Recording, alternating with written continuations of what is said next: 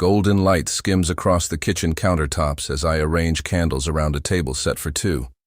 The air smells of rosemary and simmering tomato sauce, a recipe Aiden loves and I have practiced all week. He lands tonight after months abroad, and I want our first evening back to feel effortless, as though distance never carved its silent trench between us. My phone buzzes with a message from Sammy, my little brother. Might head home this weekend. Depends. On the carpool. I picture his crooked grin and shrug off the distraction. He is impulsive. Odds are he will stay in the dorm and forget he even texted. Marco knocks, slipping inside before I answer. Rain beads glisten on his leather jacket, and his presence shifts the energy of the room like a chord resolving to a darker key. We grew up next door, finished each other's sentences long before I met Aiden, yet lately every conversation feels weighted with unsaid things. He pulls a wine bottle from a canvas tote, lifts it in salute and starts helping without asking, lighting the candles, folding the napkins, adjusting the playlist to something low and rhythmic. I catch my reflection in the window, cheeks flushed, eyes bright with a nervousness I pretend is only anticipation of Aiden's arrival. Marco pauses beside me, our shoulders nearly touching. "You're shaking," he whispers, voice gentle, almost teasing. I laugh it off, steadying a candle that wobbles in its glass holder. "Only because I want tonight perfect," I say, but the explanation sounds flimsy even to my ears. He studies. Me, the way artists linger on a painting they're about to alter forever, then reaches to tuck a stray lock of hair behind my ear. The gesture is small yet magnetic. My pulse trips. I step back, clearing my throat. "Could you slice the bread?" I ask, pointing at the baguette. He obliges, grip tightening around the knife. Each cut lands with a soft thud. I set plates, counting aloud under my breath. 1, 2, imagining Aiden's smile when he sees the effort. Still, my gaze drifts to Marco's hands, remembering how they steadied my bicycle on summer mornings, how they once brushed mine beneath a blanket during a fireworks show we swore to keep secret. The rain intensifies, drumming against the roof. Thunder murmurs, distant but promising closer company. Marco finishes, places the knife down and turns. Candlelight flickers across his face, sketching hollows beneath his cheekbones. For a charged second, neither of us speaks. Outside, a car door slams, followed by hurried footsteps on wet pavement. My breath catches. Not Aiden, not yet. Then I hear keys jingling, a lock turning, and Sammy's unmistakable voice echoing through the foyer. "Hello? Anyone home?" Marco's eyes widen. My heart ricochets in my chest. Between us hangs a moment fragile as glass, filled with everything we have admitted and everything we haven't. I force a smile toward the hallway, whispering a hopeful lie to myself. There is still time to keep all promises unbroken. Sammy's sneakers squeak across the foyer tiles as he shrugs off a damp hoodie. "Thought I smelled your famous sauce," he calls, navigating the candlelit dining room with an appreciative whistle. I force composure. "Early break?" I ask, hugging him one arm to keep flour off his jacket. He nods, oblivious to the charged silence hovering over Marco and me. Marco raises a hand in greeting. "Didn't know there'd be 3 for dinner," Sammy jokes, plucking a grape from the centerpiece. His grin falters when he notices only 2 place settings. I clear my throat. "Aiden's flight got delayed," I say, straightening a napkin. "Marco was just helping." "Cool, cool." Sammy's eyes flick between us, sensing static he cannot name. He snags a soda, heads toward the staircase. "Gonna shower." The bus was gross. Thunder punctuates his retreat. The creak of his door upstairs is a distant hinge on my conscience. The front door rattles in a sudden gust, rain spilling through the threshold before I wrestle it shut. Aiden texts, "Stuck on the tarmac, maybe 3 more hours." I stare at the glowing screen, disappointment pooling like the water on the mat. Marco reads the message over my shoulder. His exhale warms my neck. 3 hours, he repeats softly, almost a question. The house feels smaller, every candle brighter. the space between us unbearably measured. I step away, but he follows to the kitchen island where breadcrumbs scatter like Morse code. "You don't have to stay," I murmur, though the words lack conviction. "Maybe I want to," he replies. Lightning flashes, outlining his silhouette in the window pane. We fall into conversation, safe topics at first. University memories, Sammy's impulsiveness, my plan to move closer to Aiden after graduation. Yet each anecdote spirals toward a paused breath, a glance that holds too long. Spill a dash of wine while pouring. Marco's hand closes over mine on the bottle's neck, steadying the flow. His touch reverberates through me, a forgotten melody suddenly loud. "You're still shaking," he whispers, echoing his earlier observation. This time I don't deflect.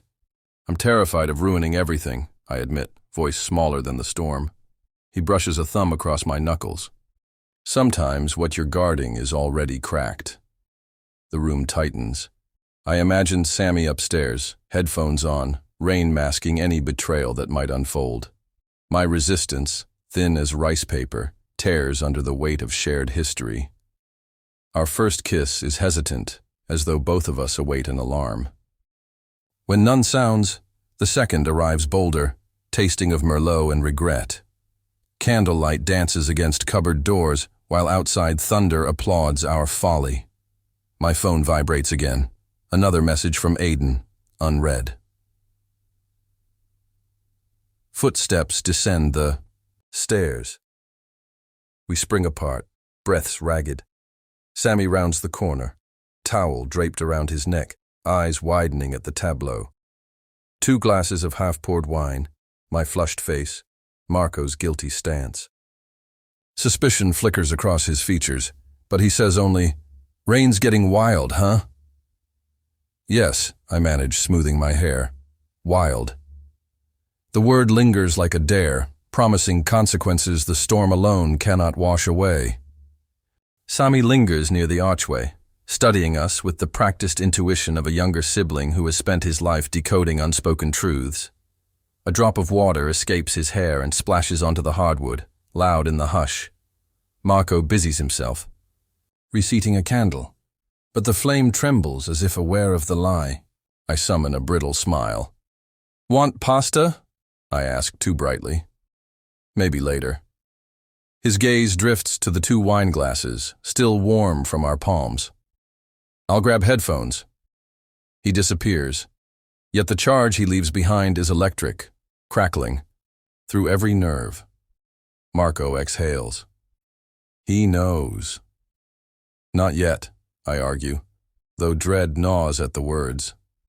I twist a napkin until fibers fray. "We stop now. Nothing happened." "Something did," he says, eyes steady. Rain pounds the windows, each drop a drumbeat counting down our denial. Pretending won't erase it. Upstairs, Sammy's footfalls cross his bedroom, then pause above us. I picture him at the air vent, listening. He used to spy that way when we schemed birthday surprises. My pulse hammers. I have to tell him before he decides what he saw. "Tell him what?" Marco asks, voice low. "That your perfect reunion dinner turned into a mistake," I cut in. "One will never repeat." Silence thickens. Wind rattles the eaves. I collect plates and ferry them to the sink, desperate for clatter that might drown thought. When I turn, Marco stands inches away, raincoat slung over his arm. Regret softens his features. "I should go," he murmurs. The door clicks behind him like a verdict. Through the glass, I glimpse him sprinting into sheets of silver, swallowed by night. I brace the counter, lungs tight with storm air, when Sammy emerges holding his phone. "Marco leaving in that mess?" he asks, though the question feels like bait. "He forgot an early shift," I lie too quickly. Sammy's brow arches. The kitchen light halos him, innocent yet accusatory. "You okay?" he prods. "I'm fine," I answer, but my voice wavers. He scrolls, thumbs tapping an unsent message. "Aiden just posted airport selfies," he says, tone casual. Must still be delayed. A flush climbs my neck. Guess so. Sammy pockets the phone, shoulders squared. Look, I'm not stupid. His words slice through pretense. Whatever's happening, it's not fair to Aiden. The accusation lands heavier because it is gentle. Tears prickle. I blink them. Back. I know, I whisper. It was a lapse.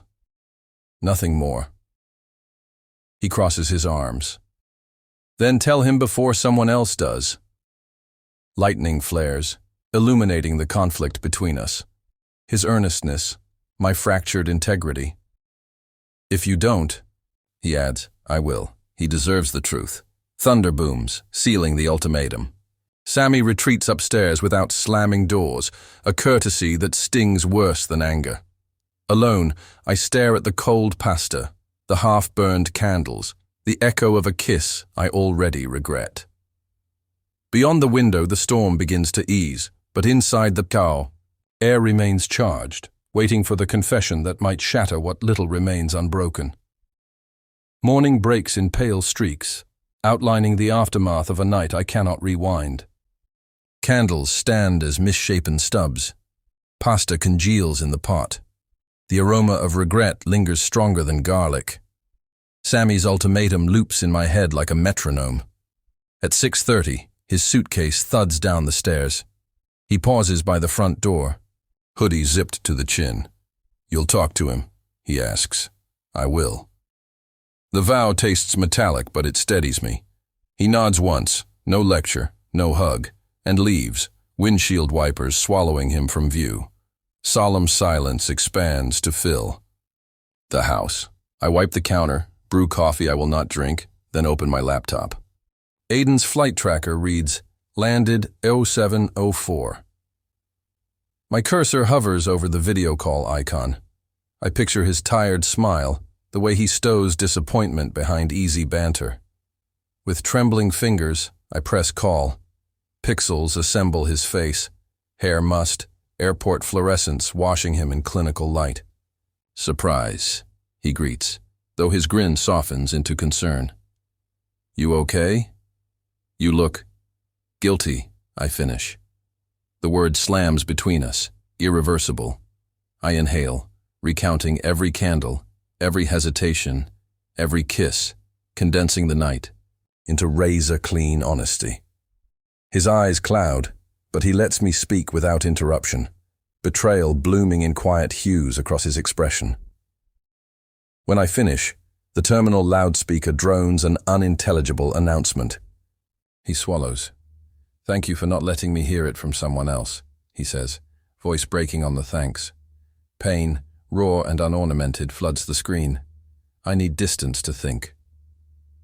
I understand. My own tears fall soundlessly. Whatever you decide, I'm sorry. He ends the call gently, as though hanging up on a lullaby, not a life we planned together. The screen reverts to my reflection, eyes rimmed red, mouth a trembling line. I close the laptop, the click echoing like a coffin lid. Weeks drift by in penance measured out in routine, classes, shifts, silent dinners. I answer every text from Sammy, each concise check-in a tether keeping me from drifting into self-pity. Marco messages once. Safe, I reply. Yes, nothing more. Guilt has scorched the allure from our history. Tonight, I reset the table exactly as before. Same china, same candles, an exercise in acceptance. I sit alone, hands folded, observing the symmetry I mistook for stability. My phone vibrates. Aiden's name illuminates the screen, but the message is a single line. Not ready yet. I lock the phone without responding. Some silences deserve space. Lift a match, ignite one candle, then snuff it out, watching smoke ribbon upward. Love, I realize, is not a prize for perfect staging, but a covenant of integrity, fragile and fierce. I broke it, and no arrangement of roses or recipes can substitute confession given too late. Outside, night settles clear and windless. Beyond the glass, my reflection fades, replaced by the calm dark. I leave the table set, turn off the lights, and let the house exhale. Tomorrow will come, unadorned yet honest, and whether forgiveness follows or not, it will find me standing in truth rather than